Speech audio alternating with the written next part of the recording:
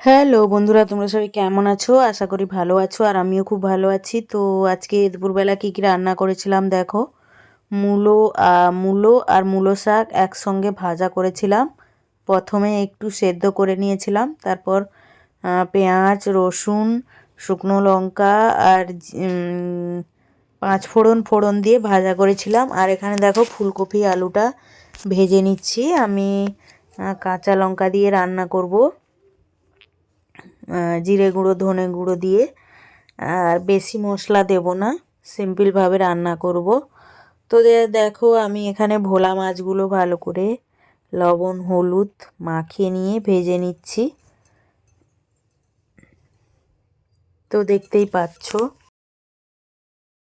উল্টে পাল্টে ভেজে নিচ্ছি সর্ষে তেলে।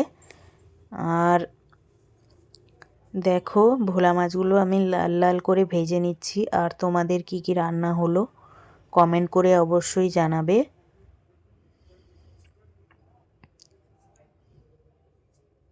ফেসবুকে কাজ করতে ভালোও লাগে না, আবার ছাড়তেও পারি না। এরকম কার কার হচ্ছে কমেন্ট করে জানাবে। আমি জানি বেশিরভাগ সবারই হচ্ছে এরকম, কেননা ফেসবুকে কাজ করতে এসে ফেসবুকে মানে ভালোবেসে ফেলেছে আর ছেড়ে যেতে পারছে না। তো বলতে গেলে বিনা পয়সায় আমাদের খাটনি হচ্ছে। তো দেখো এখানে ফুলকপি আলু ভেজে তুলে নিয়েছি, তারপর ওই তেলের মধ্যে কালো জিরে ফোড়ন দিয়ে দিয়েছি, তারপর পেঁয়াজ বাটা একটু দিয়ে দিলাম, দিয়ে একটু ভেজে নেব। আর একটু লঙ্কা লঙ্কা নয় সরি আদা আর টমেটো বাটা একটু দিয়ে দিলাম। আর জিরে গুঁড়ো ধনের গুঁড়ো আর হলুদ গুঁড়ো আর লবণ দিয়ে আমি মশলাটা একটু কষিয়ে নেব। তো আমি লঙ্কার গুঁড়ো দেব না, আজকে কাঁচা লঙ্কা দেব। তো দেখো মশলাটা কষানো হয়ে গেছে আমার, তেল তেল ছেড়ে দিয়েছে। তো মশলাটা কষানো হয়ে গেছে। আর এই দেখো লবণ দিয়ে দিলাম, আর কিছু পরিমাণে আমি কাঁচা লঙ্কা দিয়ে দেব। এই দেখো কিছু পরিমাণ আমি কাঁচা লঙ্কা দিয়ে দিলাম, আমি আর লঙ্কা গুঁড়ো দেব না। তো কাঁচা লঙ্কা খাওয়া কিন্তু খুব ভালো।